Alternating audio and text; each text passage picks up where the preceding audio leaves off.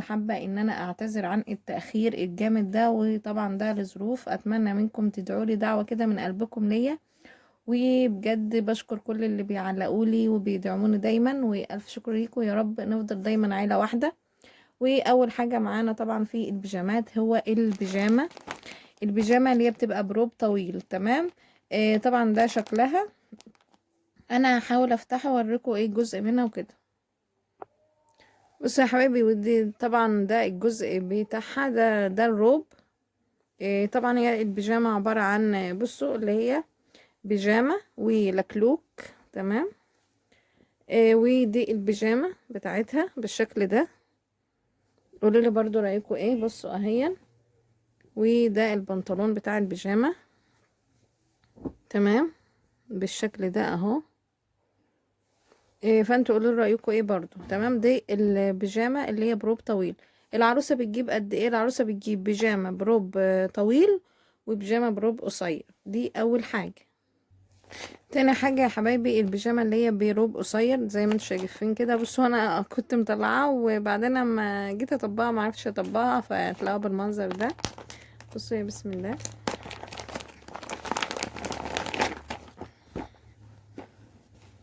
بصوا هي بالشكل ده كده اهي. بصوا اهي. دي كده شكلها. بس انا بص ايه اوريكم شكلها كده اهي. زي ما انتوا شايفين كده رسمة قلب، وهنا لاف كده. وده البنطلون بتاعها. تمام. وده الروب اللي هو القصير اهو بالشكل ده. تمام. طبعا هو الورق بتاعهم طبعا، وانا بطلع وبفرج اخواتي وكده يعني، فالعيال قطعوا الورق. تالت حاجة معانا يا حبايبي البيجامة التالتة دي. تمام. هي بصوا هي فرو كده من جوه ومن بره اهي. بصوا بالشكل ده. بصوا هي برقبة كده. تمام. ده اسمها برضو لو حد عايز يجيب زيها يعني وكده. بصوا بالشكل ده اهي. ومن هنا مبطنة، يعني نفس القماشة اللي بره هي القماشة اللي جوه. وطبعا عشان تدفيكي فانت لازم تجيبي ايه بيجامة او اتنين من النوع ده زي ما انتوا شايفين اهي برضو. دي كانت تالت حاجة. دي رابع بيجامة يا حبايبي من النوع برضو اللي هو الفايبر. بصوا ده شكلها. رسمتها اهي في الصورة هياها اللي جوه برضو اهي زي ما انتوا شايفين كده اهي. دي برضو بصوا اللي هي فرو. وده البنطلون بتاعها. قولوا لي برضو رايكم يا حبايبي فيهم ايه. رايكم برضو بيهمني وكده. تمام. خامس حاجه يا حبايبي هي البيجامه دي زي ما انتم شايفين كده. هي 3 قطع، البنطلون ده والتيشيرت وده الجاكيت اللي عليه ده ممكن يتلبس خروج برضو لو انت مش عايزه تلبسيه في البيت، بس هو ايه طبعا مع البيجامه. ده اسمها اهي. تمام. اللي عايز يجيب زيها بصوا هوريها لكم برضو اهي زي ما انتم شايفين. بصوا ده ده شكل الجاكيت. ده شكل البلوزة. هي طبعا شتوي طبعا. متبطنة زي ما انتم شايفين. ده البنطلون بتاعها نفس الرسمة اللي على التيشيرت، نفس الرسمة اللي على التيشيرت. وده البنطلون اهو. ده شكله متبطن برضو. تمام. وده الجاكيت بالشكل ده كده اهو ليه زونت. طبعا ممكن تلبسيه طبعا خروج برضو. تمام. ده كانت 5 بيجامة. جبت برضو يا حبايبي الترنج ده.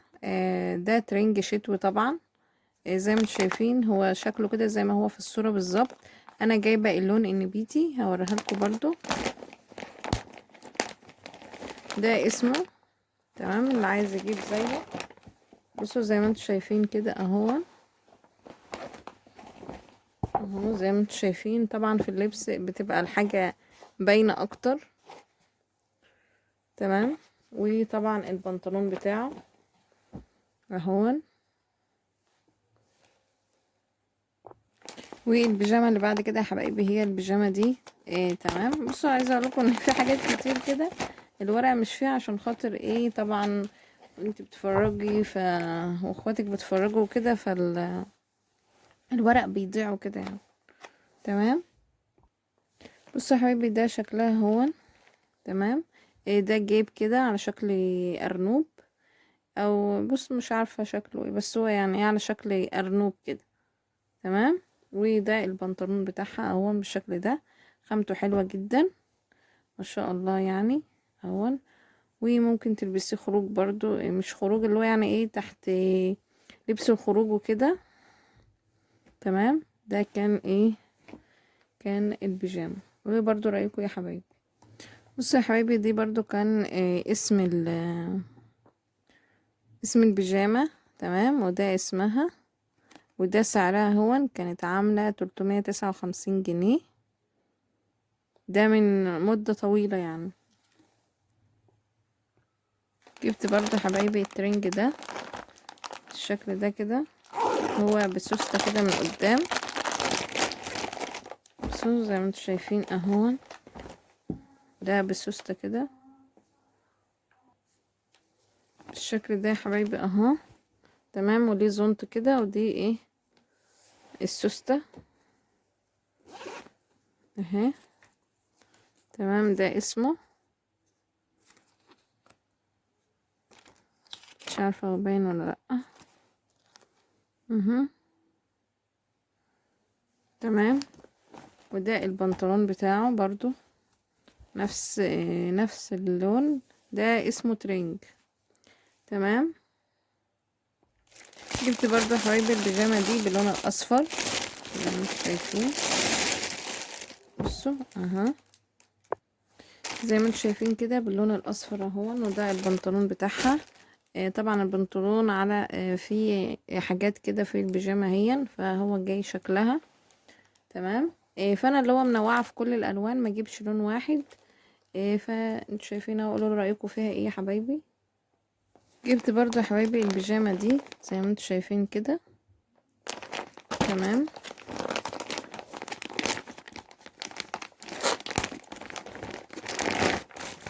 الشكل ده اهو.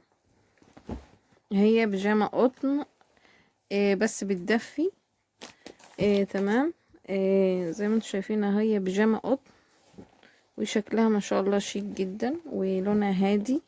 انا حبيت اللي هي تكون هاديه كده. تمام اهي. مش عارفه هي باينه ولا لا رسمتها اهي، يعني هي هاديه كده. الرسومات بتاعتها هي بزراير. تمام. وده البنطلون بتاعها اهو. جبت برضه يا حبايبي البيجامه دي. بصوا اهي شكلها.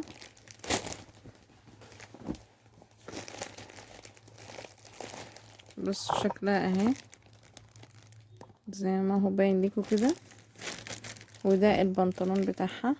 البنطلون طبعا فيه من الجزء ده شكله كده، عشان طبعا يبقى متناسق. هما نفس البنطلون نفس الحتة اللي هي هنا كده، الحتة اللي في البيجامة من هنا. وطبعا عليه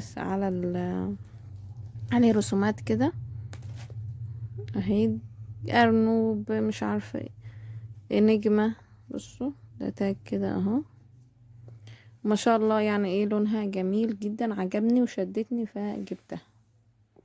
جبت برضو يا حبايبي البيجامة دي لونها برضو مختلف، وهي مختلفة، هي بزونت كده. تمام اهي. بصوا بزونت. تمام. ده البنطلون بتاعها، ده شكلها اهو. وهي تحس ان هي طويلة. تمام. من هنا كده طويلة مش صغيرة. مش عارفة هما بيقولوا اسمها كده. تونيك. بيجامة تونيك، دي بيجامة تونيك. فانا حبيت برضو انوع واجيب حاجة مختلفة برضو، مش يبقى كله ستايل واحد. فدي بزونت كده وتونيك برضو. وده البنطلون بتاعها.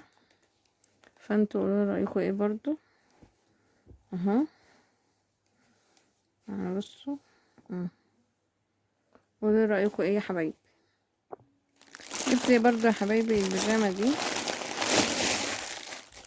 بصوا اهي شكلها بالشكل ده كده اهي. فيها زي مش عارفة ايه ده يعني، رسمة كده مختلفة. والبيجامة شكلها هي، ولها جيب اهو من هنا كده زي رسمة البنطلون. فانتوا قولوا رايكم ايه برضو فيها. ودي كانت اخر بيجامة برضو، وهي بيجامة قطيفة كده بزراير. بصوا اهي بالشكل ده تمام. وده البنطلون بتاعها زي ما انتم شايفين كده اهي، هي ايه بزراير كده.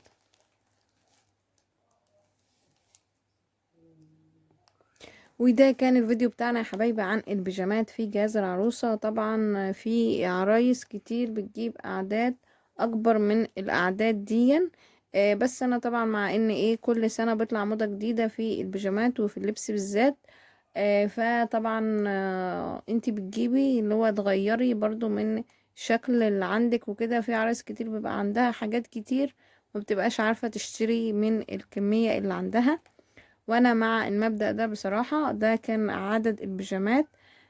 برضو اللي هو ايه بعد كده لو انا عجبتني حاجة ولقيت شكلها حلو بعد كده، يعني سواء قبل الجواز سواء بعد الجواز هجيبها. بس انا بنصح اي عروسه ان هي ما تجيبش كميه بيجامات كتيره جدا. انا حبيت ان انا استعرض معاكم البيجامات بتاعتي بسرعه كده على السريع عشان ما اطولش عليكم في الفيديو. اتمنى تقولوا رايكم ايه في الالوان والبيجامات لان رايكم يهمني جدا.